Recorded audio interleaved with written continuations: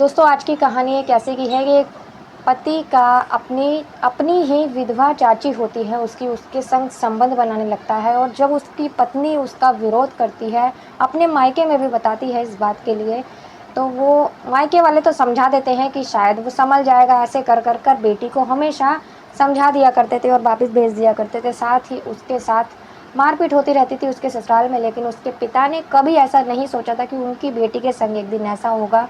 साथ ही उसका पति ये नहीं मानता था, वो बहुत समझाने की कोशिश करती थी, इस बात का विरोध करती थी, वो नहीं मानता था इस बात से। अपनी चाची के साथ साथ पश्चिम बंगाल में वो गाड़ी चलाने का काम किया करता था। अपनी चाची से ही नहीं, काफ़ी सारी महिलाओं के साथ उसके अवैध संबंध थे, जिसके चलते एक वारदात को वो अंजाम दे देता है। उस बात से सुधरता नहीं है, लेकिन अपनी ही हवस के चक्कर में, अपने नाजायज़ रिश्तों के चलते एक बड़ा जुर्म कर देता है, जिसकी सज़ा भी उसे भुगतनी पड़ती है। तो दोस्तों बने रहिए वीडियो में, वीडियो पूरी ज़रूर देखना, और अगर अच्छी लगे तो प्लीज़ वीडियो को लाइक भी कर देना। चैनल पर नए हैं तो चैनल को सब्सक्राइब कर देना। मैं गीता गुप्ता स्वागत करती हूँ आपका मेरी आज की एक नई सच्ची कहानी में। जय माता दी। तो दोस्तों ये कहानी बिहार की है, और वहाँ एक पिता होते हैं जो अपनी बेटी की शादी करते हैं एक परिवार में, और खुश भी होती है वो, क्योंकि परिवार बड़ा होता है और बड़े परिवार में रहने का उसका सपना होता है। क्योंकि उसकी माँ जो थी उसकी मौत हो चुकी थी, उसके मायके में खाली उसके पिता ही थे, तो वो बड़ा परिवार देख के बहुत खुश रहती है और वहाँ रहने भी लगती है। धीरे धीरे उसे पता चलता है कि उसका पति जो है बाहर पश्चिम बंगाल में गाड़ी चलाता था, और गाड़ी चलाने के साथ साथ उसके कई महिलाओं के साथ अवैध संबंध होते हैं। लेकिन उसकी पत्नी जो होती है सोचती है कि शायद ऐसा होगा, लेकिन अब मेरे आने के बाद में वो सुधर जाएगा, ऐसा नहीं करेगा। लेकिन वो समझाती रहती है अपने पति को, और वो इस बात को नहीं मानता। उसके पति का नाम दिनेश चौहान होता है। साथ ही जो वो महिला होती है, जो बेटी होती है, उसका नाम पिंकी होता है वैसे उसका नाम, लेकिन उसका रियल नाम होता है सीता देवी।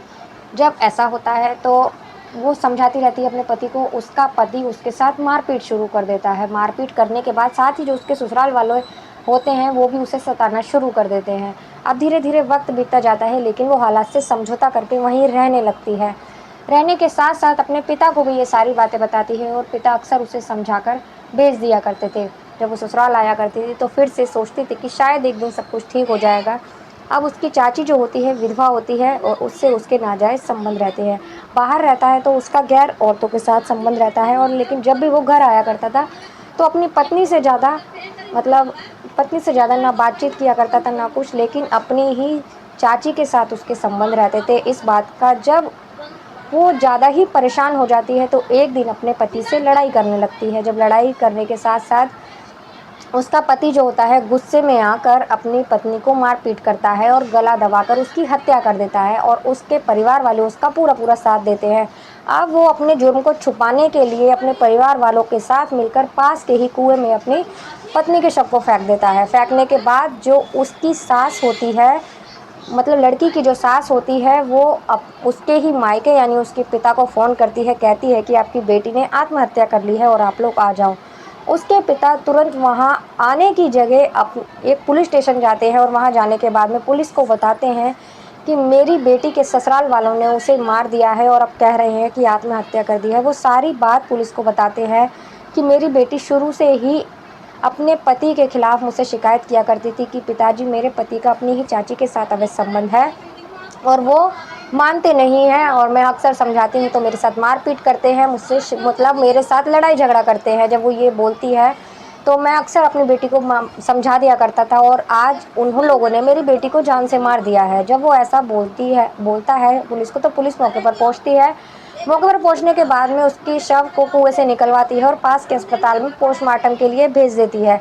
भेजने के बाद उसके ससुराल जाती है। ससुराल में जाने के बाद में सबसे पूछताछ करती है। पूछताछ करने के बाद में लड़का मौके से फ़रार होता है। फ़रार होने के साथ ही उसका जुर्म सामने आ जाता है, क्योंकि वो मौके से फ़रार क्यों था। अब पुलिस उसे ढूंढना शुरू करती है। ढूंढने के बाद में काफ़ी मशक्क़त के बाद उसे ढूंढती है, और साथ ही उस विधवा चाची को भी ढूंढती है। उससे भी सख्ती से पूछताछ की जाती है, और उस आदमी से भी पूछताछ की जाती है। तो दोनों अपना जुर्म कबूल कर लेते हैं, और उसका पति ये कबूल कर लेता है कि मैंने ही अपनी पत्नी की गला घोंटकर हत्या की है।